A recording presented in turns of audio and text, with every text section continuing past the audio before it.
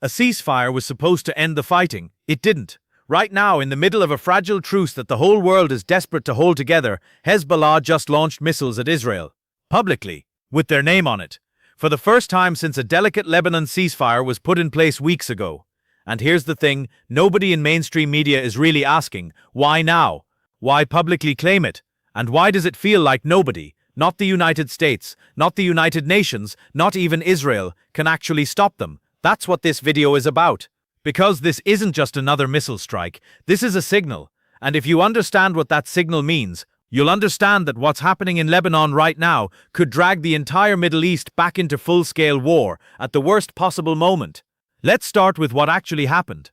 On a Friday afternoon in May 2026, Hezbollah did something they hadn't done since mid-April.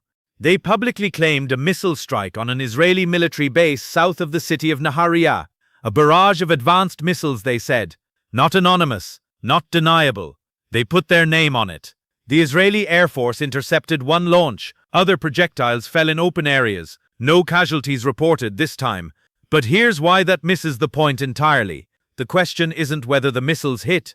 The question is why Hezbollah wanted the world to know it was them. Because in this game, claiming an attack when you could have stayed silent is a political statement as much as a military one.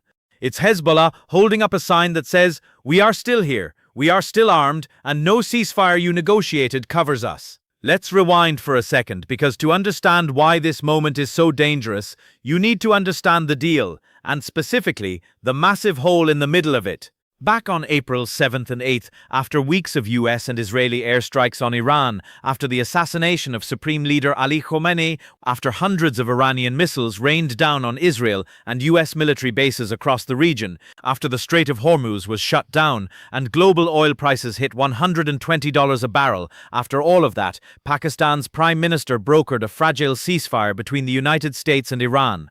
It was announced dramatically on social media. Trump posted first. Iranian officials confirmed minutes later. The world exhaled. But here's the thing. And pay close attention, because this detail changes everything. Lebanon was not included in that deal. When Trump made the announcement, he was asked about Lebanon. His answer was almost casual. They were not included in the deal. Because of Hezbollah. That'll get taken care of too. It's all right. It's all right.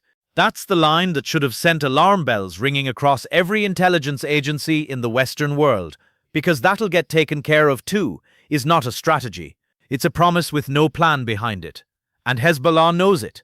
Now imagine you're sitting inside Hezbollah's command structure in southern Lebanon right now. You've watched Iran, your patron, your supplier, your strategic lifeline, get hit so hard that their supreme leader was assassinated in an airstrike. You've watched your own capabilities get systematically degraded by Israeli strikes since October 2023. You've watched Iran scramble to a ceasefire that didn't even bother to include you. How do you feel? Not protected, not part of any deal, not constrained by any agreement, and that's exactly the position Hezbollah wants to be in. This is where the strategy gets dark. Hezbollah has always operated on a principle that most Western analysts consistently underestimate. They don't measure success the way a conventional military does. They don't need to win battles. They need to survive them. They need to remain relevant. They need to prove to their base, to Iran, to the Arab street, that they cannot be diplomatically erased. So when the US and Iran negotiate a ceasefire and Lebanon is left out, Hezbollah's response isn't to stay quiet and be grateful. Their response is to fire missiles at an Israeli military base and put their name on it, in public, where everyone can see. Because their message isn't to Israel. It's to Iran's new supreme leader, Mojtaba Khamenei. It's to Washington. It's to the ceasefire negotiators in Islamabad. It's to the Lebanese government that has been pressuring Hezbollah to stop attacks and disarm. The message is this: you cannot end this war and leave us behind. We'll come back to why that's such a difficult problem in a moment. But first, let's talk about what Israel is doing. Because Israel's response to this situation is equally fascinating and equally dangerous. Israel has been striking Lebanon throughout this entire period. Even during the ceasefire, even after a separate Lebanon-specific truce was announced on April 16th by the US State Department, Israeli strikes on Lebanon killed dozens on the day that ceasefire was announced. Netanyahu's office has been consistent. The Lebanon ceasefire does not apply to Israeli military operations targeting Hezbollah. In Israel's reading of this deal, they retained the right to strike Hezbollah infrastructure whenever they assess a threat. So now you have this extraordinary situation. You have a ceasefire that both sides claim to be honoring. You have both sides accusing each other of violating it. You have Hezbollah firing missiles. You have Israel launching airstrikes. You have the US trying to hold together talks with Iran while simultaneously watching Lebanon spiral. And you have zero mechanism to actually enforce any of this. Think about what that means. There is no peacekeeping force with the mandate or the firepower to stop Hezbollah from firing. The Lebanese army has been ordered by its own government to prevent cross-border attacks, but the Lebanese army cannot realistically confront Hezbollah militarily. Hezbollah is better armed, better funded, and deeply embedded in Lebanese society. The United Nations peacekeeping force in southern Lebanon, UNIFIL, has been there since 1978, 48 years, and Hezbollah is still firing missiles from Lebanon into Israel.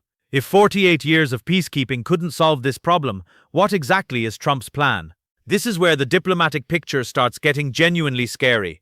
Right now, the main US-Iran negotiations are happening through Pakistani mediators. As of early May, negotiators were working on a one-page, 14-point memo that would require Iran to commit to a moratorium on nuclear enrichment.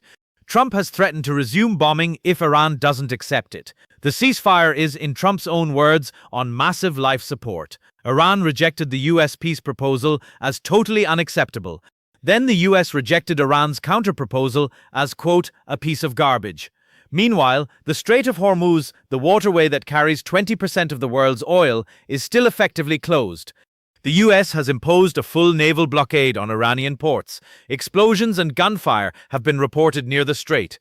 And a second round of talks scheduled for Pakistan collapsed when Iranian negotiators simply didn't show up. So the big picture looks like this. The US and Iran are supposed to be negotiating peace, but they're also blockading each other's ships and firing on each other's vessels. The ceasefire is described by the US Vice President as a fragile truce. And now, in the middle of all of this, Hezbollah has just publicly attacked Israel for the first time since April. If you want to understand the real power games shaping the world without the boring mainstream news filters, make sure to subscribe, because this story is only getting more complicated. Now pay attention to what comes next, because this is where the entire architecture of the ceasefire starts showing its cracks. Iran's new supreme leader, Mojtaba Khamenei, hasn't been seen in public since he was announced. Not once. The regime has used AI-generated videos to show him delivering messages. His communications are reportedly being passed through runners carrying handwritten notes because he fears assassination. Trump actually described this situation by saying Iran's government is seriously fractured, and he's not wrong. But here's the dangerous implication that nobody is talking about loudly enough. If Iran's leadership is fractured, if the new supreme leader is hiding, if the Revolutionary Guard is pushing for one policy while diplomats push for another, if the parliament has reportedly received no official information about the ongoing negotiations, then who exactly is making decisions in Tehran? And more importantly, who controls Hezbollah right now? Hezbollah's chain of command runs through Iran's Revolutionary Guard, specifically through the Quds Force, which handles Iran's foreign proxy relationships. But the war has decimated Iran's command structure. Multiple senior IRGC officials were killed in the initial US-Israeli strikes. The defense minister was killed on day one, the head of intelligence, 4 top Ministry of Intelligence officials, the chief of staff. So you have a proxy force, Hezbollah, that is heavily armed, ideologically motivated, and historically directed by commanders who may now be dead or unreachable.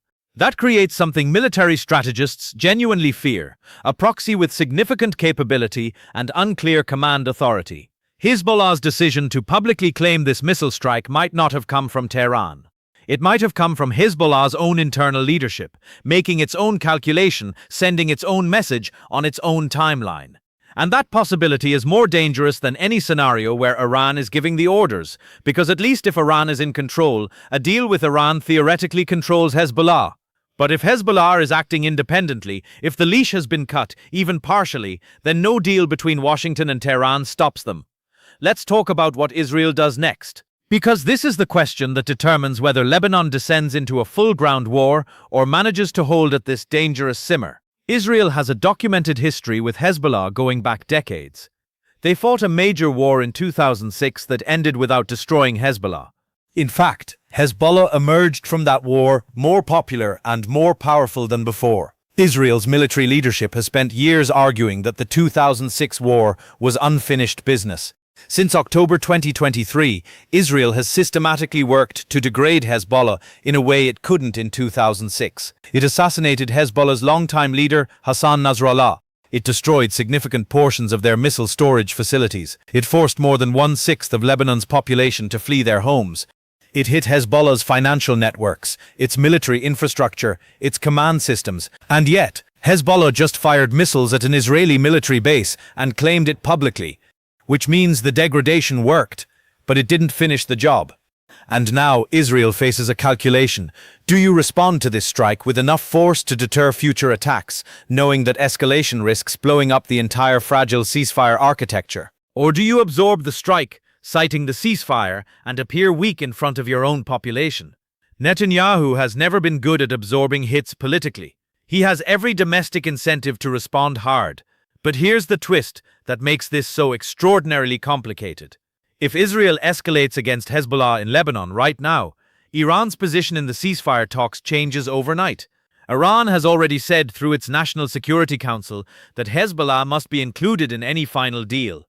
Iranian negotiators told Pakistani mediators that any settlement without addressing Lebanon is unacceptable. Hezbollah's own position is that they will not stop while Israel continues striking Lebanon.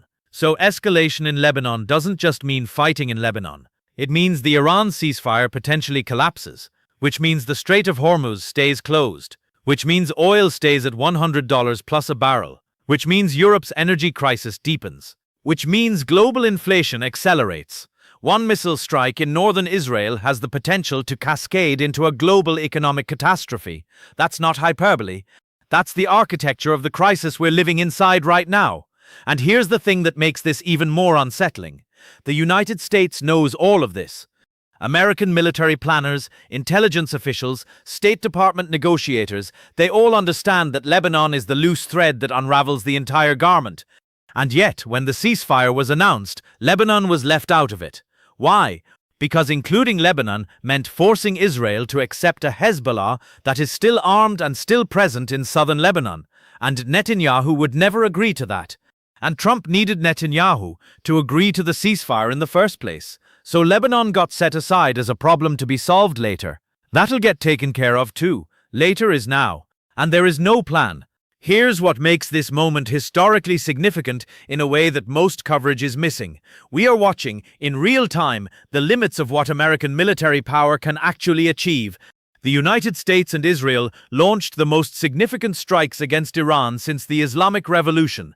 They assassinated the supreme leader. They devastated Iran's nuclear program. They destroyed much of the IRGC's command structure. They imposed a naval blockade. They threatened to destroy every power plant and every bridge in the country. And Hezbollah is still firing missiles at Israel, not Iranian missiles operated by Iranian soldiers. Lebanese missiles operated by a non-state actor that has survived every attempt to eliminate it for the last 40 years. This is the paradox at the heart of modern Middle East military strategy. You can bomb state infrastructure, you can assassinate leaders, you can shut down economies, but you cannot bomb an ideology out of existence. You cannot blockade a movement that has deep roots in a local population. And Hezbollah has those roots. In the Shia communities of southern Lebanon and the Bekaa Valley, Hezbollah isn't just a militia. It's a welfare system, a political party, a school system, a hospital network, and a military force all wrapped into one. You don't eliminate that with airstrikes. You don't negotiate it away in a back room in Islamabad. So where does this end? Right now, there are a few scenarios playing out simultaneously. In the first scenario, the US and Iran somehow reach a deal. The nuclear moratorium memo gets signed. The Strait of Hormuz reopens. Sanctions begin to ease. And then the deal includes a provision for Lebanon. Some framework that gives Hezbollah political recognition in exchange for pulling back from the border. It's happened before, imperfectly, temporarily. It could happen again. In the second scenario, the ceasefire collapses. Iran and the US go back to trading strikes. The strait stays closed. Oil spikes. And Hezbollah, now in a region on fire, escalates dramatically. Not just missiles, but potentially a full ground campaign into northern Israel, something their remaining capabilities might still support. In the third scenario, and this is the one that keeps certain analysts awake at night, the ceasefire technically holds between the US and Iran, but Lebanon becomes its own separate war. Israel launches a ground invasion of southern Lebanon. Hezbollah fights back harder than 2006. The Lebanese state collapses entirely.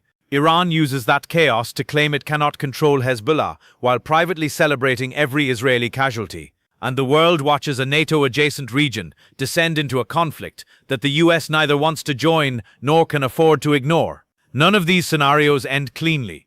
None of them have a moment where someone declares victory and the region stabilizes. The Middle East has been in some version of crisis continuously since 2023. What's changed in 2026 is that the crisis is now global in its economic consequences and utterly unclear in its political resolution.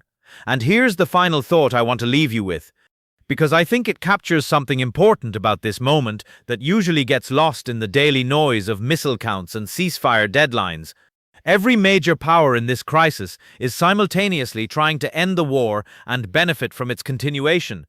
Iran wants a deal, but only one that recognizes its sovereignty and doesn't strip it of all its leverage, so it keeps the Strait of Hormuz partially closed. The United States wants peace, but only a peace where Iran has no nuclear program and no regional proxy network, so it maintains the naval blockade. Russia publicly calls for de-escalation, while privately enjoying oil revenues that have climbed by $15 million per day because the strait is closed. China calls for freedom of navigation, while secretly providing satellite intelligence to Iran and processing sanctioned Iranian crude oil. Israel wants Hezbollah neutralized, but uses every Hezbollah attack as justification for more strikes, which Hezbollah uses as justification for more attacks. And Hezbollah wants to remain the indispensable, indestructible resistance force of the Arab world. And every time they fire a missile and survive the response, they succeed. Every time they're left out of a deal and then prove they can still operate, they succeed. Every time a ceasefire is announced that doesn't include them, and they fire a missile to remind everyone they exist, they succeed. This is the frightening reality of this conflict.